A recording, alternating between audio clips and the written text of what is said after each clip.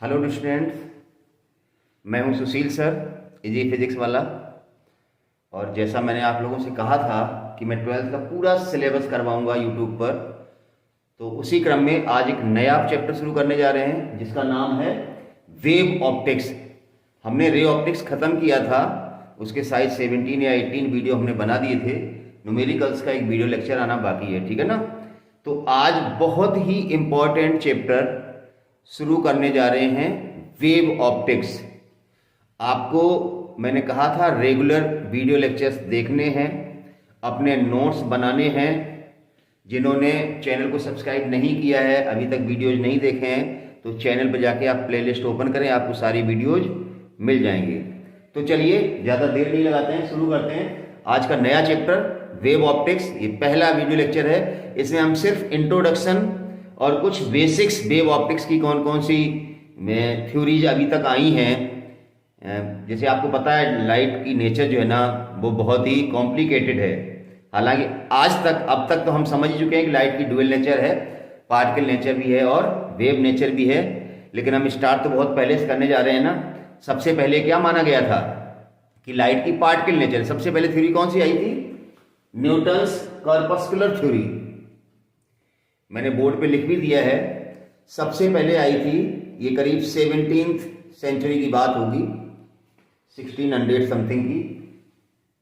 Newton's corpuscular theory of light आई थी। उसके बाद हाइगेंस वेव थ्योरी आई थी, फिर इलेक्ट्रोमैग्नेटिक थ्योरी ऑफ वेव आई थी, और लास्ट में प्लांक्स क्वांटम थ्योरी आई थी। समझ गए ना। तो हम थोड़ा थोड़ा सा सबको पढ़ते हैं, और जो मेन मेरा वेव ऑप्टिक्स में पर्पज है पढ़ने का, वो वेव नेचर ऑफ लाइट को मानते हुए हम सारी फिनोमेना पढ़ेंगे, चाहे इंटरफ्रेंस हो, डिफ्रैक्शन हो और पोलराइजेशन हो। ये मेन चीज़ हमें आपको पढ़ानी है इस चैप्टर में, ठीक है ना। तो सबसे पहले थ्योरी कौन सी आई थी? Newton's corpuscular theory. तो बहुत ही आसान थ्योरी है। हम सभी जानते हैं कि पहले क्या माना गया था कि जो लाइट सोर्स है वो क्या एमिट करता है? स्मॉल पार्टिकल्स या टाइनी पार्टिकल्स जो है ना, जिनको हमने नाम क्या दिया था? कॉर्पस्कल्स, ठीक है ना। छोटे छोटे पार्टिकल्स के फॉर्म में जैसे लाइट आगे बढ़ रही है ना, इस तरह से ऐसे ऐसे करके पार्टिकल्स के फॉर्म में आगे बढ़ रही थी, लाइक दिस। तो इनको हमने नाम क्या दिया था? कॉर्पस्कल्स, ठीक है ना। तो वही लिखा मैंने।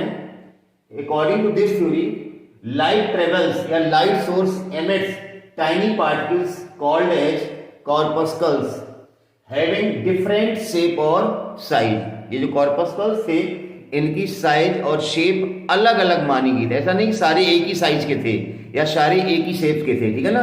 बहुत सारी चीजें थी इनमें। ये सारे एजम्पशंस है, मैं बता देता हूं आपको। इस थ्योरी का कोई बेस नहीं था, बस न्यूटन साहब ने दी थी, इतना बड़ा नाम था इनके साथ, इसलिए हम इसको मानते रहे, ठीक है ना। कुछ फिनोमेना इसने समझा भी दी, अभी नीचे बताएंगे। लेकिन बाद में कुछ फिनोमेना को नहीं समझा सके, तो हमने फिर हाइगेंस वेव थ्योरी का सहारा लिया था, ठीक है ना। तो सबसे पहले क्या आई थी? Newton's corpuscular theory. वही कहने में बड़ा दिक्कत आ रही है। तो according to this theory, light travels या light source emits tiny particles called as corpuscles having different shape और साइज। फिर दूसरा बात इन्होंने क्या बताया था? These particles travel in straight line. ये जो कॉर्पस्कल्स थे ये स्ट्रेट लाइन में ट्रेवल कर रहे थे, जो ये प्रूव कर रहे थे कि light travels in the straight line, मतलब रेक्टिलिनियर प्रोपेगेशन ऑफ लाइट को ये प्रूव कर रहे थे। जो कॉर्पस्कल्स थे वो स्ट्रेट लाइन में ट्रेवल कर रहे थे, ठीक है ना। फिर तीसरी बात क्या बताई है? स्पीड ऑफ दीज पार्टिकल्स, जो कॉर्पस्कल्स थे इनकी जो स्पीड है is different in different medium. अलग अलग मीडियम में स्पीड अलग अलग थी। यहां तक तो सही है, अभी भी हमें पता है कि लाइट की स्पीड अलग अलग मीडियम में अलग अलग होती है। लेकिन एक जो विचित्र बात इन्होंने कही थी, वो क्या कही थी? Velocity of these particles is more in denser medium. और हम मान रहे थे, क्योंकि सर आइजैक न्यूटन कह रहे हैं वेलोसिटी ऑफ दीज पार्टिकल्स, मतलब कॉर्पस्कल्स थे, इनकी जो वेलोसिटी थी डेंसर मीडियम में ज्यादा थी। आज हमें क्या पता है कि डेंसर मीडियम में, इनके जस्ट बाद फोकॉल्ट साइंटिस्ट आए थे, उन्होंने बता दिया था कि लाइट की स्पीड रेयर मीडियम में ज्यादा होती है और वैक्यूम में मैक्सिमम होती है। किसने बताया था? फोकॉल्ट। लेकिन चूंकि न्यूटन ने कहा था तो हम मानते रहे। फिर इन्होंने क्या बताया था कि different colours of light have different shape of corpuscles. जैसे लाइट के जो 7 कलर्स होते हैं विवग्योर, तो वायलेट का पार्टिकल्स है उसकी शेप कुछ और थी, इंडिगो की कुछ और थी, ग्रीन की कुछ और थी, रेड की कुछ और थी, ऐसे करके डिफरेंट कलर्स ऑफ लाइट है डिफरेंट शेप ऑफ कॉर्पस्कल्स। तो ये काफी कुछ एजम्पशंस थे, इन्होंने बताया था कि न्यूटन ने जो अपनी थ्योरी दी थी कि जो टाइनी पार्टिकल्स हैं वो क्या क्या करते हैं, कैसे ट्रेवल करते हैं, कैसे स्पीड थी। तो इस थ्योरी की खास बात क्या थी? This theory successfully explain the phenomena of linear propagation of light, की लाइट सीधी रेखा में चलती है, कॉर्पस्कल्स चल रहे हैं स्ट्रेट लाइन में। दूसरा, ये थ्योरी ने क्या एक्सप्लेन किया था? रिफ्लेक्शन ऑफ लाइट, कि भी कॉर्पस्कल्स आए सरफेस पे स्ट्राइक हुए इस तरह से और ये रिफ्लेक्ट हो गए। रिफ्लेक्ट का मतलब रिपल्सिव फोर्स सरफेस ने लगाया, कॉर्पस्कल्स पे रिपल्सिव फोर्स सरफेस ने लगाया। रिफ्लेक्शन के केस में न्यूटन साहब ने ये माना था कि कॉर्पस्कल्स सरफेस पे इंसिडेंट हुए, स्ट्राइक हुए, सरफेस पे कौन सा फोर्स लगाया? रिपल्सिव। लेकिन रिफ्रैक्शन जब इन्होंने एक्सप्लेन किया तो वहीं पर क्या मान लिया? Attractive force. इसके पीछे कोई थ्योरी नहीं थी, बस ये कहते गए और हम मानते चले गए बिकॉज ऑफ न्यूटन। तो anyway, this theory successfully explain the phenomena of linear propagation of light, reflection of light, refraction of light. इनको एक्सप्लेन कर दिया था किसने?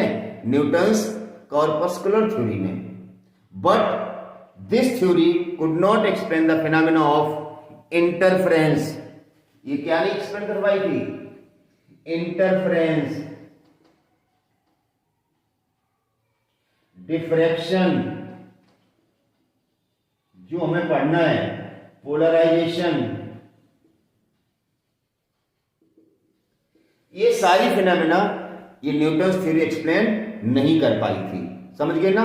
इसको थ्योरी को बाद में डिस्कार्ड कर दिया गया, रिजेक्ट कर दिया गया। तो ये कुछ लिखने की चीज नहीं है, ना इसमें से एग्जाम में कुछ भी आता है, लेकिन चूंकि आज हम हिस्ट्री पढ़ रहे हैं, इंट्रोडक्शन पढ़ रहे हैं वेव ऑप्टिक्स का, तो नेचर ऑफ वेव को तो पढ़ना ही है ना। वैसे बेसिकली इसमें क्या study about wave nature of light, लेकिन हमें ये बताना था कि वेव नेचर ऑफ लाइट से पहले पार्टिकल थ्योरी दी थी न्यूटन ने, उसके ये मेन पॉइंट थे। तो आप चाहें तो इसको नोट कर लें, ठीक है ना। चलिए मैं इसको रफ कर रहा हूं, इससे ज्यादा कुछ पूछा नहीं जाता है। ये न्यूटन ने बताया था कि लाइट जो है ना टाइनी पार्टिकल्स इमिट करती है, इनको हम कॉर्पस्कल्स कहते हैं, और वो स्ट्रेट लाइन में चलते हैं, ये होता है वो होता है, ये सारे पॉइंट हमने लिख दिए। अब मेन जो है हमें पढ़ना है हाइगन्स वेव थ्योरी। इसी पे बेस्ड है पूरा चैप्टर, हाइगन्स वेव थ्योरी।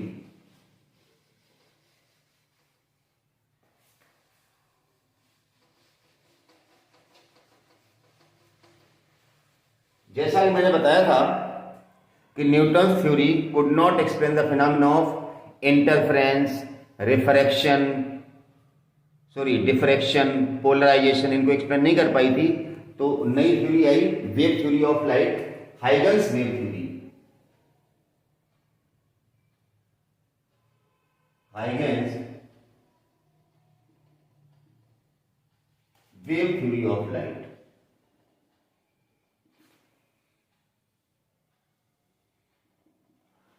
इसको ठीक से समझना है और ठीक से पढ़ना है, क्योंकि हमारे सिलेबस में है। Huygens wave theory of light. तो हाइगन्स ने क्या बताया था? अकॉर्डिंग टू हाइगन्स इन्होंने बताया था light travel in the form of wave.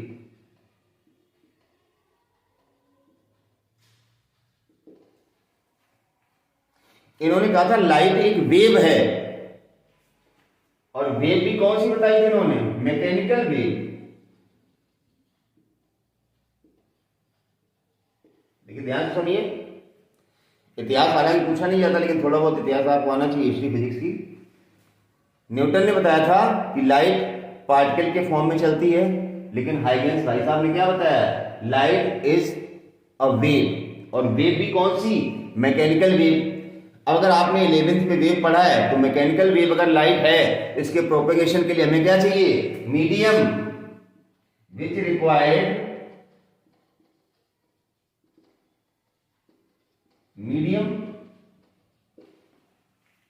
भाई इन्होंने कहा लाइट मैकेनिकल वेव है, मैकेनिकल वेव तो इसके प्रोपगेशन के लिए मीडियम चाहिए। तो मीडियम कहाँ है? हमें तो पता सन से लाइट अर्थ तक आ रही है, बिना मीडियम के आ रही है। भाई लोग तो क्वेश्चन करेंगे ना कि सन से अर्थ तक लाइट आ रही, मीडियम तो है ही नहीं यहाँ पर, फिर लाइट कैसे आ रही है? आप कह रहे हो लाइट मैकेनिकल वेव है and mechanical wave required medium. तो इन्होंने कल्पना कर ली, ही इमेजिन a hypothetical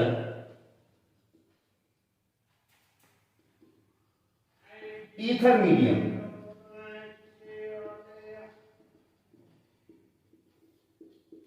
इसको ईथर थ्योरी के नाम से जाना जाता है।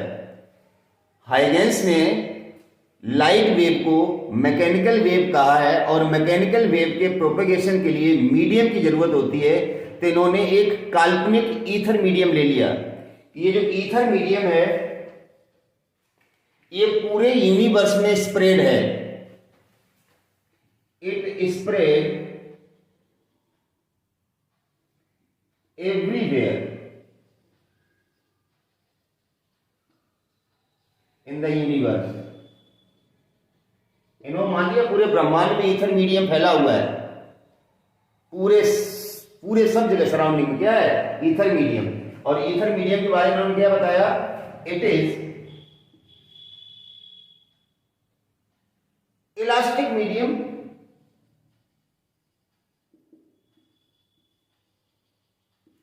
With less density. इन्होंने जो वेव प्रोपेगेशन के लिए ईथर मीडियम की कल्पना की उसके बारे में उन्होंने क्या बताया है कि ईथर मीडियम एक इलास्टिक मीडियम है, highly elastic medium, highly elastic medium है जिसकी डेंसिटी जो है ना निगलेक्ट, मतलब बहुत ही डाइल्यूट मीडियम है। लेस डेंसिटी का मतलब ये बहुत ही डाइल्यूट मीडियम है। क्योंकि आपको पता है कि वेलोसिटी का फार्मूला जो आपने बताया था मैकेनिकल वेव का, E अपॉन डी। E क्या है? इलास्टिसिटी, और D क्या है? Density of the medium. अब इन्होंने कहा जो ईथर मीडियम है ये हाईली इलास्टिक, मतलब E की वैल्यू बहुत ज्यादा है, बहुत ज्यादा है, और डेंसिटी बहुत कम है। इसका मतलब वेलोसिटी ऑफ लाइट है ना वो बहुत ज्यादा होती है, ऐसा इन्होंने माना था। ध्यान रखना ये सारे एजम्पशंस हैं, हाइपोथेटिकल एजम्पशंस हैं कि इन्होंने माना कि लाइट वेव जो है एक मैकेनिकल वेव है। अब मैकेनिकल वेव है तो क्वेश्चन क्या उठता है कि मैकेनिकल वेव का प्रोपेगेशन तभी होगा जब मीडियम हो। तो मीडियम के लिए इन्होंने क्या मान लिया कि पूरे ब्रह्मांड में एक ईथर मीडियम है, ईथर मीडियम भरा पड़ा सब जगह। और ईथर मीडियम कैसा उन्होंने बताया था? ये हाईली इलास्टिक है और जिसकी डेंसिटी नेग्लेजिबल है या बहुत ही डाइल्यूट मीडियम है। समझ गए ना? तो इसके बेस पे इन्होंने बताया था कि वेलोसिटी ऑफ लाइट होती है क्योंकि E अपॉन डी होती है मैकेनिकल वेव की वेलोसिटी, तो E की वैल्यू बहुत ज्यादा है ईथर के लिए, जो की कल्पना की इन्होंने, और डेंसिटी बहुत कम है इसलिए वेलोसिटी ऑफ लाइट बहुत ज्यादा होती है। तो ये ऐसा हाइगेंस ने बताया। ठीक है, ध्यान से सुनना। हाइगेंस ने क्या बताया कि लाइट एक वेव है। कौन सी वेव है? मैकेनिकल वेव है जिसके प्रोपेगेशन के लिए मीडियम की जरूरत होगी। और मीडियम इन्होंने क्या बताया था कि काल्पनिक ईथर मीडियम है जिसकी डेंसिटी न के बराबर है और हाईली इलास्टिक मीडियम है। तो ये सारे पॉइंट्स आप नोट करते जाइए। चलिए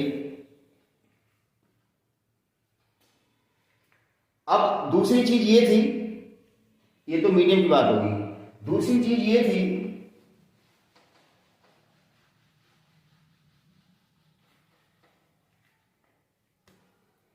कि लाइट अगर वेव है, जैसे उन्होंने बताया था कि लाइट वेव है, तो लाइट अगर वेव है तो फिर स्ट्रेट लाइन में कैसे ट्रेवल करती है? तो इन्होंने भी बताया था, उन्होंने बताया जो लाइट है उसकी वेव लेंथ बहुत कम होती है, बहुत कम वेव लेंथ होती है इस तरह से। तो ये एक तरह से रेक्टिलिनियर प्रोपेगेशन होता है लाइट का, ये इन्होंने भी बताया था और ये न्यूटन ने बताया था। न्यूटन ने तो यही बताया लाइट पार्टिकल है, इन्होंने बताया था कि लाइट एक वेव है।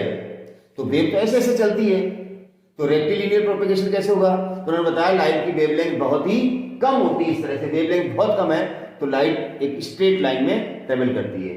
तो चलिए इस थ्योरी की खास बात क्या थी, इस थ्योरी ने क्या एक्सप्लेन कर दिया था?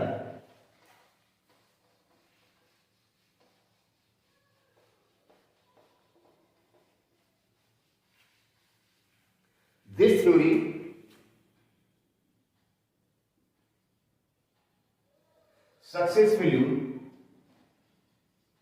successfully explained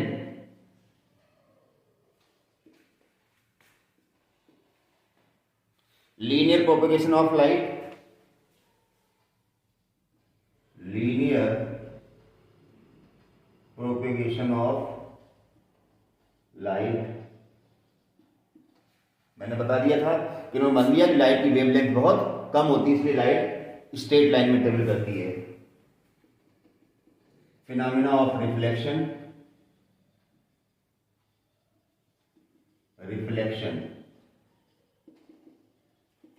समझ गए ना, angle i equal to angle, ये एक्सप्लेन कर दिया था। फिनोमेना ऑफ रिफ्रैक्शन, रिफ्रैक्शन मतलब sine i upon sine r equal to mu two upon mu one equal to c one upon, ये दोनों ही इंपॉर्टेंट चीजें हैं। Explanation of reflection and refraction on the basis of Huygens wave theory. अगला video lecture इसी पे आएगा, अगला वीडियो लेक्चर इसी पे आएगा, explanation of reflection and refraction. और ये दोनों ही चीजें काफी इंपॉर्टेंट है, बोर्ड में आती है एग्जाम में। Explanation of reflection and refraction. चौथी चीज क्या एक्सप्लेन की थी? इंटरफेरेंस, काफी इंपॉर्टेंट है, पूरा आएगा इस लेक्चर। डिफ्रैक्शन, तो ये फिनोमेना हाइगेंस वेव थ्योरी ने सक्सेसफुली एक्सप्लेन की थी, लेकिन जो phenomena of polarisation of light है,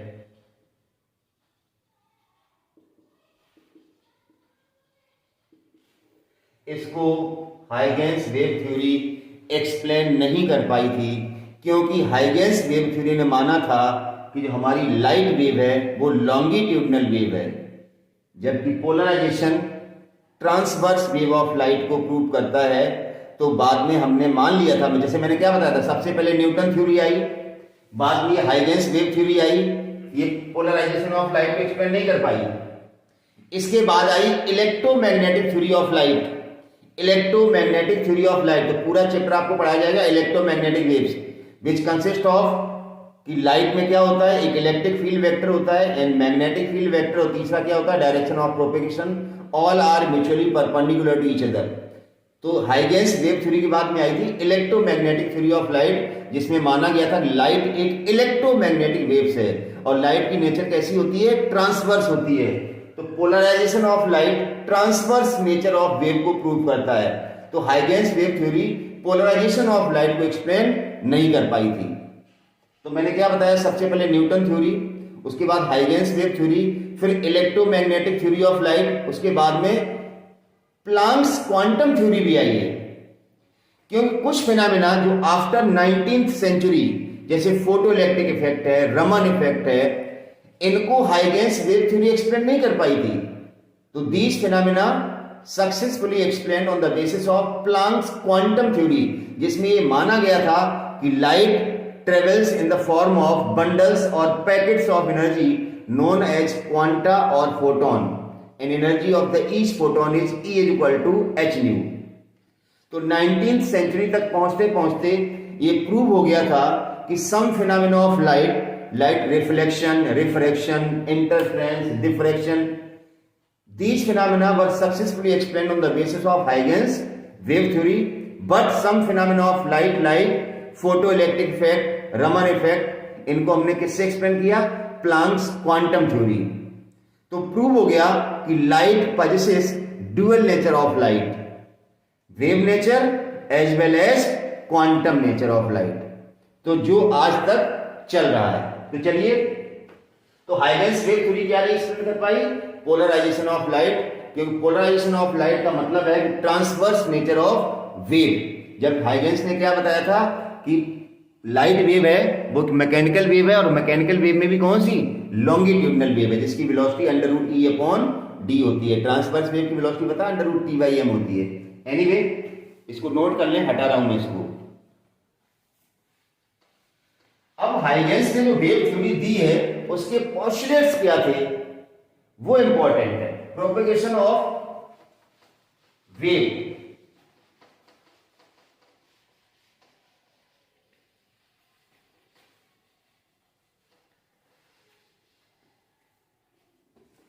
मतलब postulates of Huygens wave theory, postulates of Huygens wave theory.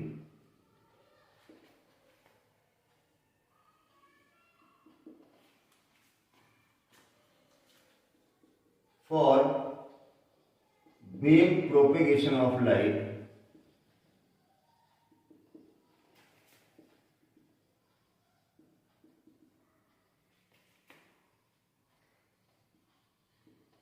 Huygens assume that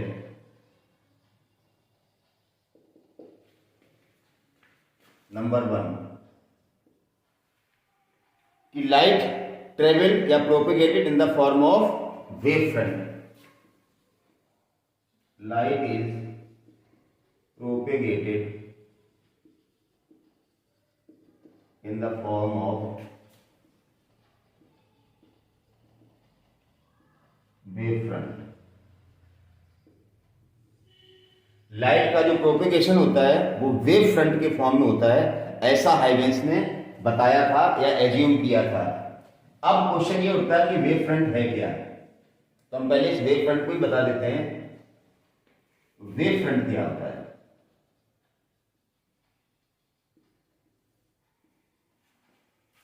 wave front मतलब लाइट का जो फ्रंट प्लेन है, लाइट जो आगे प्रोपेगेट होती है उसका फ्रंट कैसा दिखता है, उसको हम वेव फ्रंट कहते हैं। इसकी डेफिनेशन ओपन कर देते हैं। Locus of all such particles, locus of all such particles lying in the same phase of oscillation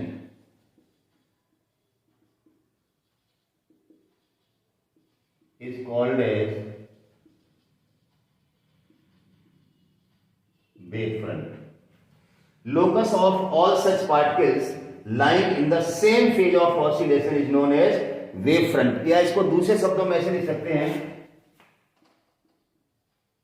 locus of all such particles lying at equal distance from source of light। Light source से equal distance में जो particles होते हैं उनका जो locus होता है उसको हम क्या कहते हैं? वेव फ्रंट कहते हैं। देखिए कैसे बनाएंगे। जैसे मान लो, पहले बता देता हूं, there are 3 types of wave front.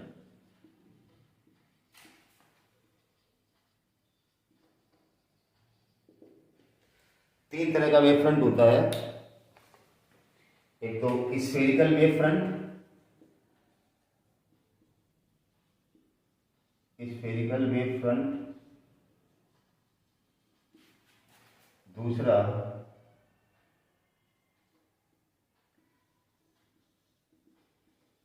Cylindrical wave front और तीसरा प्लेन वेव फ्रंट। तीन तरह का वेव फ्रंट होता है, spherical wave front, cylindrical wave front और प्लेन वेव फ्रंट। अब जैसे वेव फ्रंट में हमने डेफिनेशन बताया यहां पर कि locus of all such particles lying in the same phase of oscillation. जैसे मान लो, कल्पना करो कि पॉइंट सोर्स है, एक पॉइंट सोर्स है, तो यहां से लाइट सभी डायरेक्शंस में इमिट हो रही है, मतलब इधर भी जा रही लाइट, इधर भी जा रही है, इधर भी जा रही है, सभी तरफ जा रही है, मतलब इधर भी आ रही है। अब मैंने क्या बताया था, लाइट की वेलोसिटी सेम मीडियम में सेम होती है। जैसे मान लो जो इधर लाइट जा रही, मान लो टी टाइम में पार्टिकल यहां पहुंचा, ये टी टाइम में यहां पहुंचेगा, ये टी टाइम में यहां पहुंचेगा, इनका सबका लोकस करो। मिला दो इनको इस तरह से। भैया अभी सभी डायरेक्शन की बात करें तो ये स्फेरिकल बन जाएगा ना। मैंने क्या बताया, ये पॉइंट सोर्स ऑफ लाइट है, लाइट इधर भी जा रही है, इधर भी जा रही है, इधर भी जा रही है, इधर भी जा रही है, तो सोर्स से इक्वल डिस्टेंस में जो पार्टिकल हैं उनका लोकस क्या कहलाएगा, वेव फ्रंट। तो यहां पर पॉइंट, अगर सोर्स की बात करें, पॉइंट सोर्स ऑफ लाइट है, लाइट सभी डायरेक्शन में जा रही है, तो वेव फ्रंट कैसा बनेगा, स्फेरिकल। भाई यहां से पार्टिकल जो ऑसिलेट हुआ, अब हमें सेम फेस वाले पार्टिकल्स लेने हैं, तो जिस समय इस पार्टिकल का एक्सट्रीम डिस्प्लेसमेंट होगा उसी समय यहां वाले का इधर एक्सट्रीम होगा, इधर वाले का यहां एक्सट्रीम होगा, तो इस तरह से बनेगा वेव फ्रंट। ऐसे करके ऐसे लाइट आगे जाएगी, समझ पा रहे हो ना। Locus of all such particles lying in the same phase of oscillation. तो हमने क्या बताया, ये पॉइंट सोर्स ऑफ सभी तरफ लाइट डाली, हमने पूरा फ्रेम नहीं बनाया है, चारों तरफ बनाएंगे तो एग्जैक्ट आपको स्फीयर दिख जाएगा। तो हमने इस स्फीयर का एक आर्क टाइप का या एक इनकम्प्लीट सरफेस ले लिया है इस तरह से। इसी तरह से सिलेंड्रिकल वेव फ्रंट कब होता है, ये पॉइंट सोर्स ऑफ लाइट है, पॉइंट सोर्स ऑफ लाइट। अगर पॉइंट सोर्स ऑफ लाइट है तो वेव फ्रंट कैसा बनेगा, स्फेरिकल वेव फ्रंट। ये सब स्फेरिकल वेव फ्रंट है, ये आपको दिख रहे हैं ना, ये स्फेरिकल वेव फ्रंट। अगर लीनियर सोर्स ऑफ लाइट है, कैसा सोर्स ऑफ लाइट है, लीनियर, इस तरह से लाइट इधर भी जा रही है, इधर भी आ रही है, इधर भी है, चारों तरफ लाइट जा रही है, इक्वल डिस्टेंस पे पार्टिकल ले लो, उनको सबको मिलाओ तो क्या बनेगा, सिलेंडर, कोएक्सियल सिलेंडर।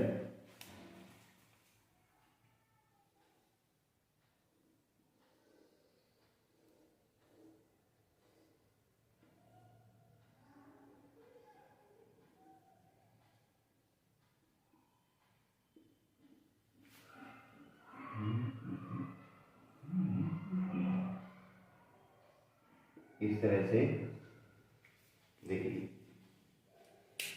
सभी तरफ लाइट जा रही, इधर भी, इधर भी, इधर भी, इनको सबको मिला लो। और तीसरा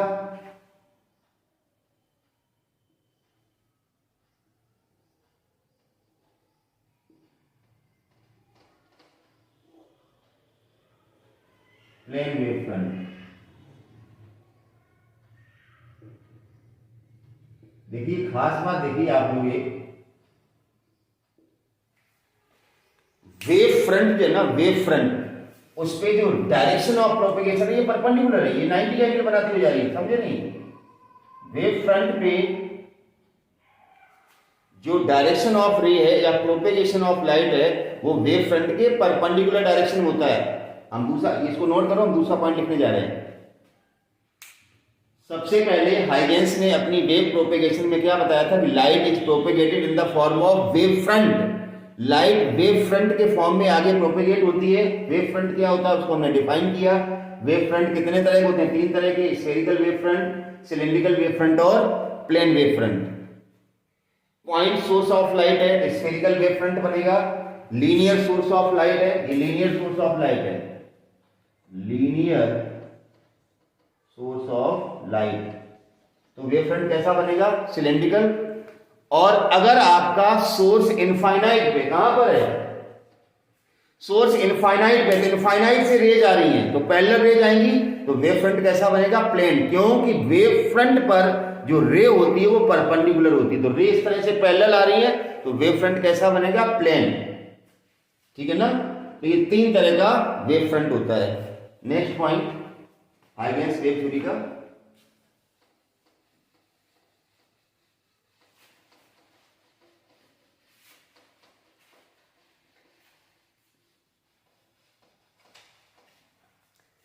दूसरा point, second point, direction of रे is always perpendicular to the wave front, या डायरेक्शन ऑफ प्रोपेगेशन ऐसे लिख सकते हो, direction of propagation is perpendicular to the wave front।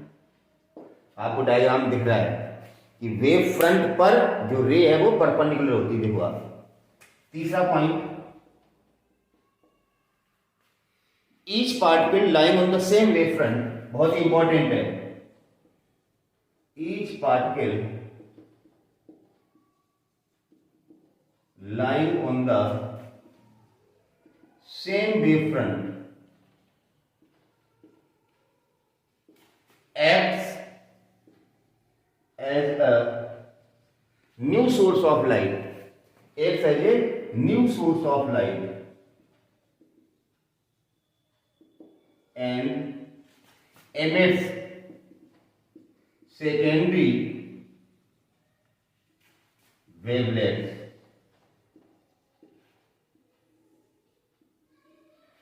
मतलब each particle lying on the same wave front acts as a new source of light and send या emits secondary wavelet. चौथी बात,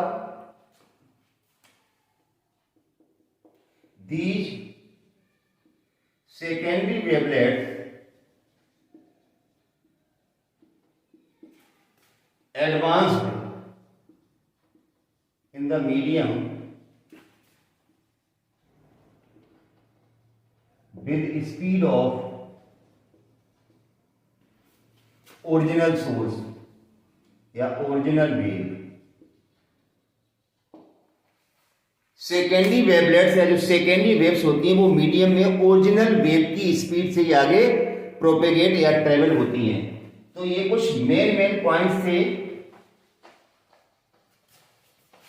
Huygens wave theory के propagation के concern में। These secondary wavelets advance in the medium with the speed of original wave। जैसे मेरा कहने का मतलब ये है कि हमने कहा कि ये पॉइंट सोर्स ऑफ लाइट है, ठीक है ना।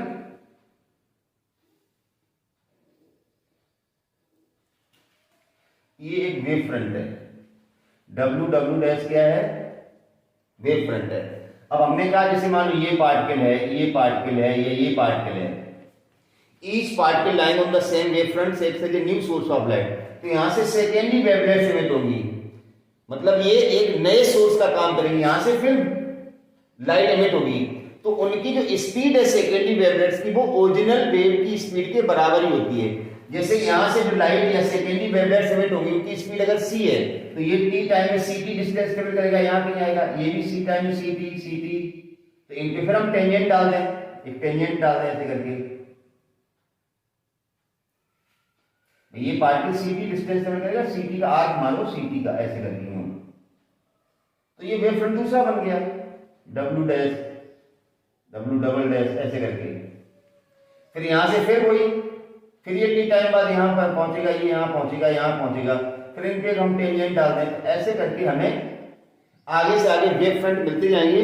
तो हम कह सकते हैं लाइट इस तरह से आगे बढ़ रही है। अब यही वेव फ्रंट का जब कर्वेचर ऐसे बढ़ता जाएगा, बढ़ता जाएगा, बढ़ता जाएगा, बढ़ता जाएगा, तो आगे क्या हो जाएगा, ये प्लेन वेव फ्रंट हो जाएगा। तो प्लेन वेव फ्रंट हो जाएगा, इसका मतलब बीम ऑफ लाइट कैसी हो गई, पैरेलल बीम ऑफ लाइट। तो ये था हाइगेंस वेव थ्योरी के अकॉर्डिंग किस तरह से लाइट वेव का प्रोपेगेशन होता है। तो आज का ये जो वीडियो लेक्चर था वेव थ्योरी का एक इंट्रोडक्शन था, जिसमें हमने न्यूटन्स कॉर्पस्कुलर थ्योरी पढ़ी और हाइगेंस वेव थ्योरी पढ़ी, उसके क्या पोस्टुलेट हैं, वेव फ्रंट क्या होता है, ये पढ़ा। जो अगला वीडियो लेक्चर होगा बहुत ही इंपॉर्टेंट होगा, explanation of reflection and refraction on the basis of Huygens wave theory. तो वीडियोस को देखते रहिए, लाइक और सब्सक्राइब कर दीजिए और पढ़ाई करते रहिए। Thank you for watching.